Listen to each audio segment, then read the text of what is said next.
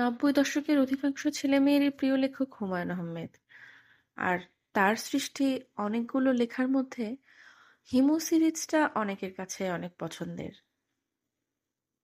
হিমুর হাতে কয়েকটি নীলপদ্ম ব্যক্তিগতভাবে আমার খুব পছন্দের একটি গল্প।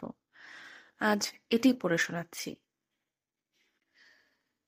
আজকের দিনটা এত সুন্দর কেন? সকালবেলা জানালা খুলে আমি হতভম্ব। এ কি, আকাশ এত নীল! আকাশের তো এত নীল হবার কথা না। ভূমধ্যসাগরীয় আকাশ হলে একটা কথা ছিল, এ হচ্ছে খাঁটি বঙ্গদেশীয় আকাশ, বেশিরভাগ সময় ঘোলা থাকার কথা। আমি তাকিয়ে থাকতে থাকতেই জানালার ওপাশে একটা কাক এসে বসল। কি আশ্চর্য, কাকটাকেও তো সুন্দর লাগছে, কেমন গর্বিত ভঙ্গিতে হাঁটছে। কলেজে ভর্তি হবার পরদিন যে ভঙ্গিতে কিশোরী মেয়েরা হাঁটে, অবিকল সেই বড় হয়ে গেছি ভঙ্গি। আমি মুগ্ধ হয়ে কাকটাকে দেখলাম। কাকের চোখ এত কালো হয়?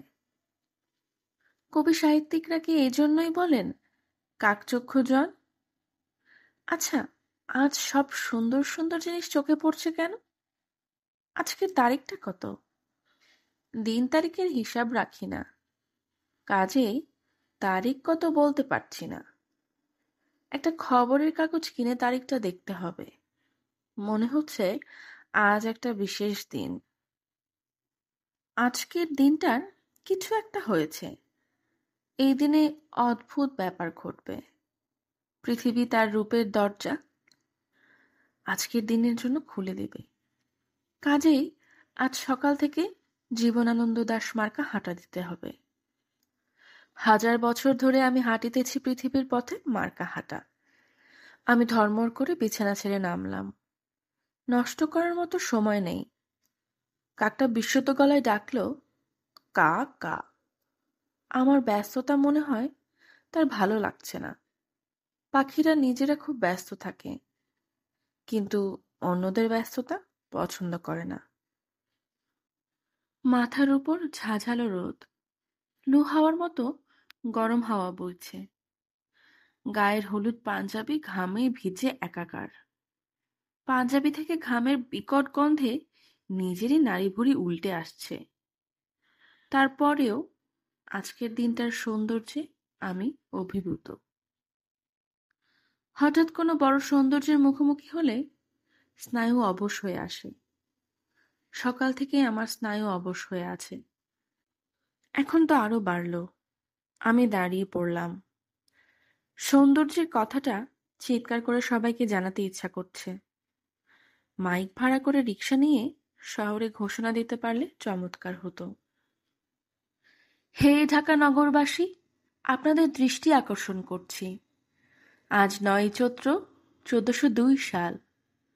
দয়া করে লক্ষ্য করুন, আজ অপূর্ব একটি দিন। হে ঢাকা নগরবাসী, হ্যালো হ্যালো, মাইক্রোফোন টেস্টিং 1 2 3 4।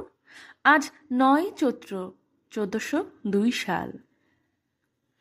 আমি দাঁড়িয়ে পড়েছি রাস্তার ঠিক মাঝখানে।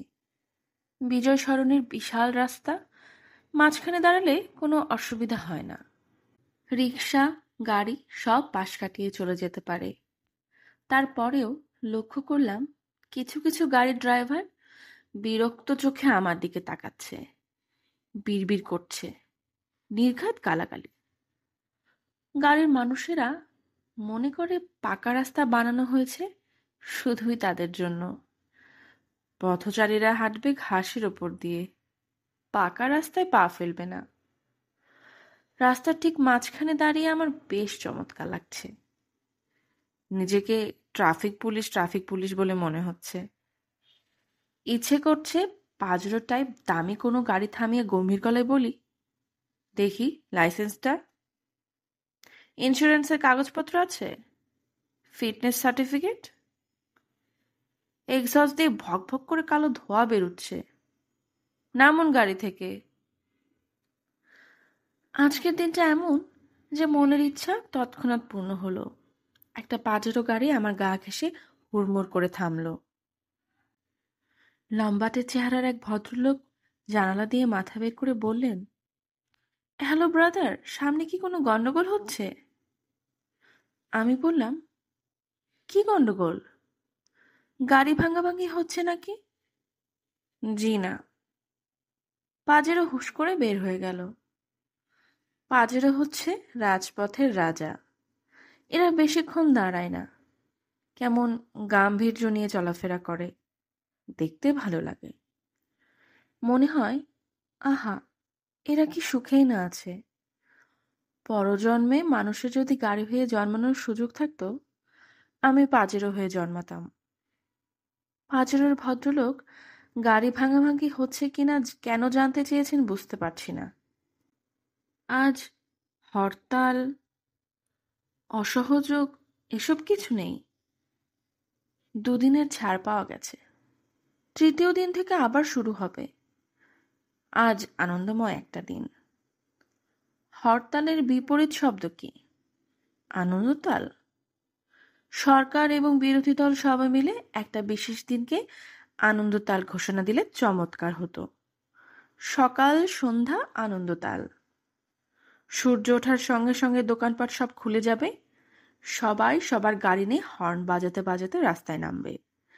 রাস্তার মোড়ে পুলিশ এবং বিজিআর থাকবে না, থাকবে তাদের ব্যান্ড পার্টি। এরা সারাক্ষণ ব্যান্ড বাজাবে। তাদের দিকে পেট্রোল বোমার বদলে গোলাপের তোড়া ছুঁড়ে দেওয়া হবে।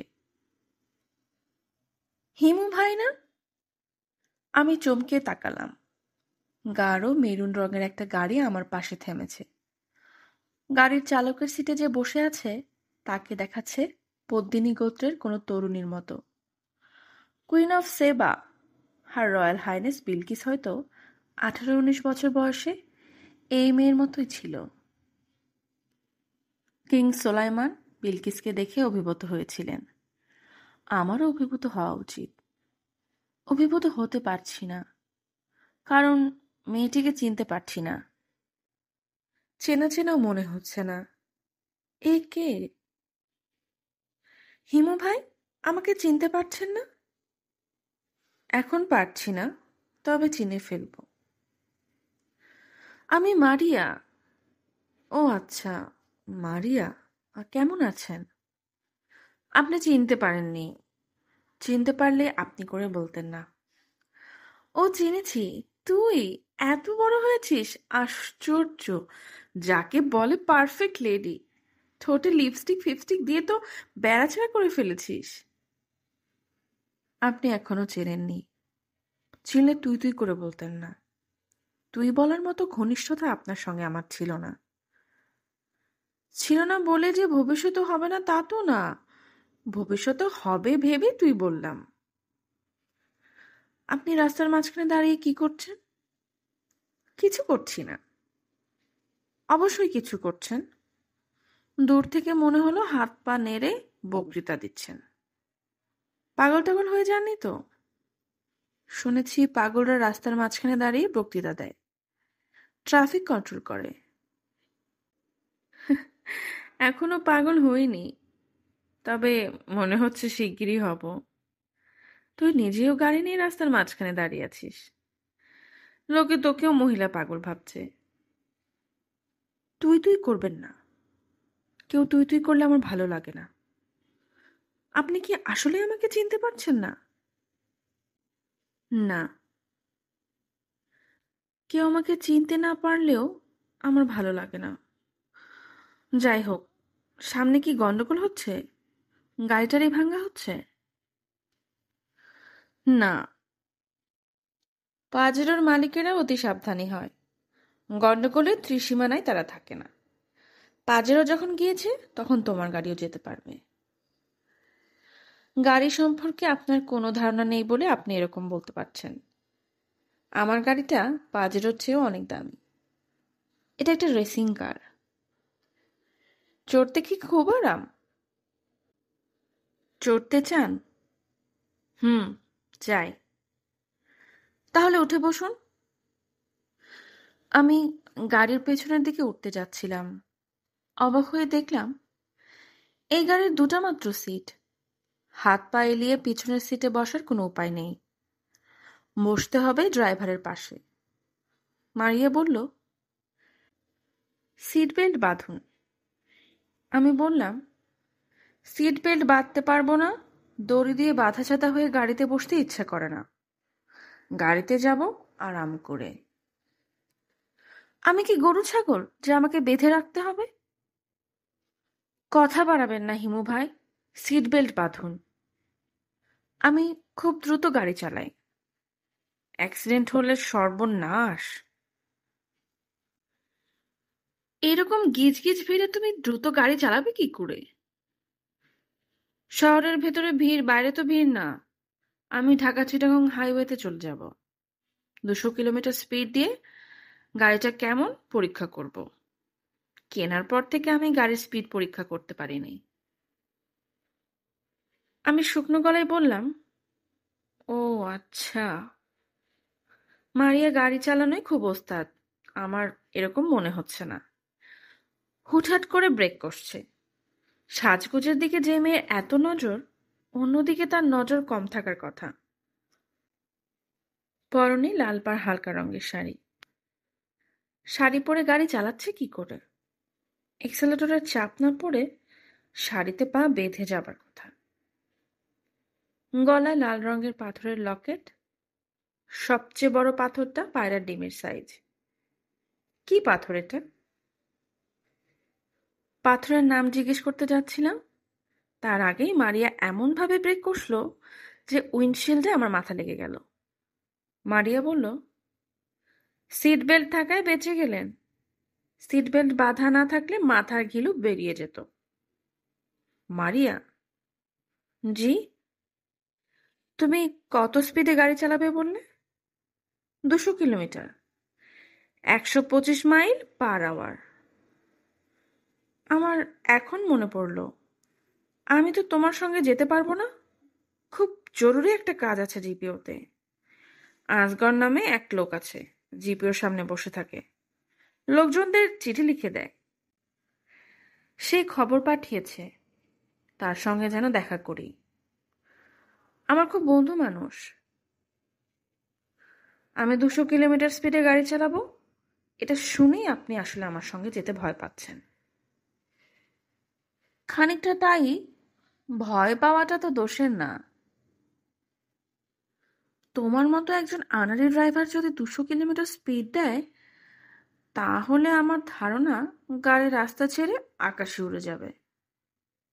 মারিয়া বলল, সম্ভাবনা যে একেবারে নেই তা না। আমাকে নামিয়ে দাও। আসগর সাহেবের সঙ্গে আমার দেখা না করলেই না। আপনাকে আমি নামিয়ে দিতাম, কিন্তু আপনি আমাকে চিনতে পারেননি। এই অপরাধের শাস্তি হিসেবে আমি নামাবো না। যদি চিনে ফেলতে পারি তাহলে নামিয়ে দেবে? হ্যাঁ, নামিয়ে দেব। তোমার মার নাম কি? মার নাম, বাবার নাম, কারোর নামই বলবো না। মা বাবাকে দিয়ে আমাকে চিনলে হবে না, আপনি আমাকে দিয়ে ওদের চিনবেন। তোমার সঙ্গে আমার শেষ দেখা হয়েছিল কবে? 5 বছর আগে। এখন তোমার বয়স কত?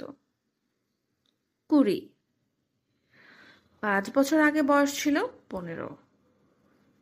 অঙ্কশাস্ত্র তাই বলে। এজন্যই চিনতে পারছি না।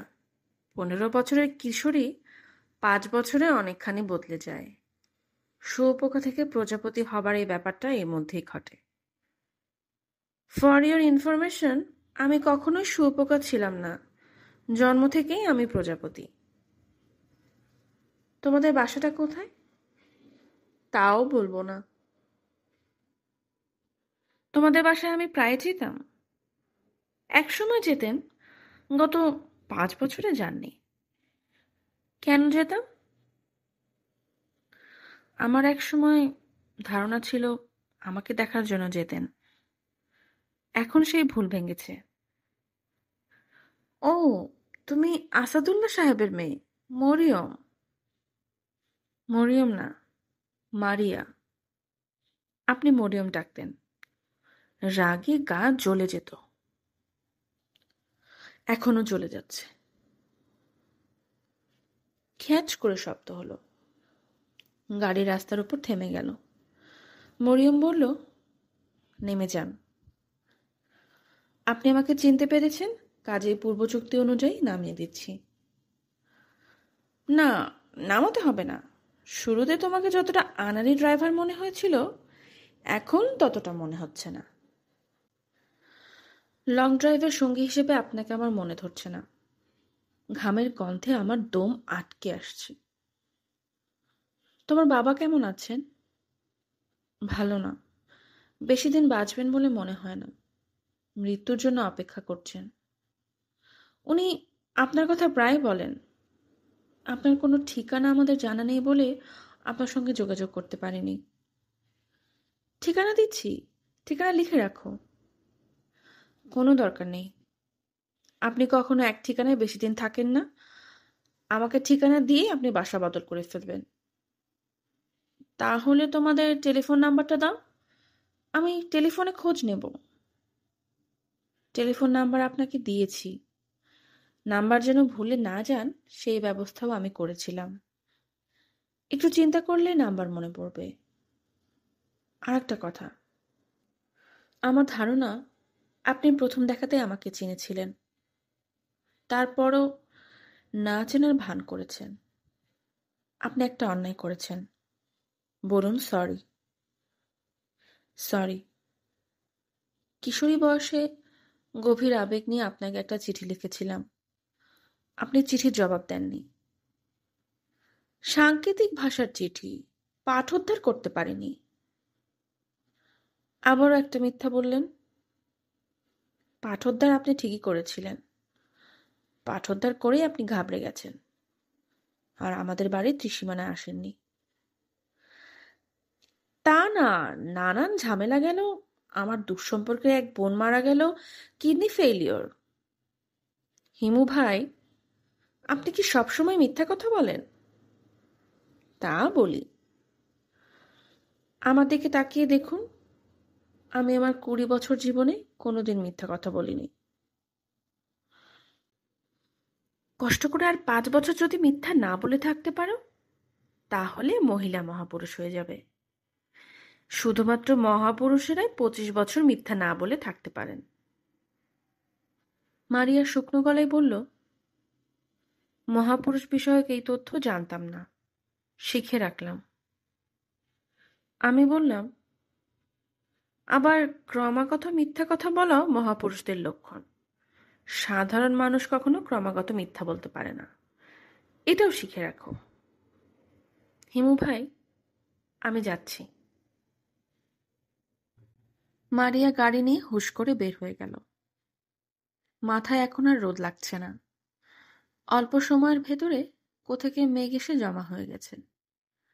আমি আকাশের মেঘের দিকে তাকালাম, আবার দৃষ্টি ফিরিয়ে আনলাম রাস্তায়। ফাঁকা ফাঁকা রাস্তা, রিক্সা চলছে, গাড়ি খুব কম। অন্তর্বর্তীকালীন সরকারের আন্দোলন শুরু হয়েছে। দুই নেত্রীর আপসহীন নেত্রীর চাপে পড়ে বেচারা গাড়িগুলি বিপদে পড়েছে। যেখানে সেখানে গাড়ি ভাঙা হচ্ছে। এখনো বোধহয় কোথাও শুরু হয়েছে। এইসব খবর দ্রুত ছড়িয়ে পড়ে। সাবধানী গাড়ি মালিকরা তাদের গাড়ি দ্রুত সরিয়ে ফেলেন। আমি কিছুক্ষণ কান পেতে রইলাম বোমার আওয়াজ পাওয়া যায় কিনা। পাওয়া যাচ্ছে না। সময়টা এমন যে বোমার আওয়াজ পাওয়া না গেলে অস্বস্তি লাগে। মনে হয়, ব্যাপারটা কি? সমস্যা কি গুরুতর? বোমার আওয়াজ পাওয়া গেল না মনে হয়। সব ঠিক আছে। সমস্যা তেমন গুরুতর না। আমি হাঁটতে হাঁটতে জিপের দিকে যাচ্ছি। মারিয়ার কথা এই মুহূর্তে আর ভাবছি না। মস্তিষ্কে যে অংশে মারিয়ার স্মৃতি জমা করা, ওই অংশের সুইচ অফ করে দিয়েছি। এখন ভাবছি আজগর সাহেবের কথা। ভদ্রলোকের সঙ্গে অনেকদিন দেখা হয় না। আজ এই চমৎকার দিনে দেখা করে আসা যাক। ওনার সঙ্গে দেখা করার সমস্যা একটাই, ফেরার সময় উনি নিচু গলায় বলবেন, রাতের বেলা গরিবখানায় 4টা ডাল ভাত খেয়ে যান। কিছু কিছু নিমন্ত্রণ এমনভাবে করা হয় যে না করা যায় না।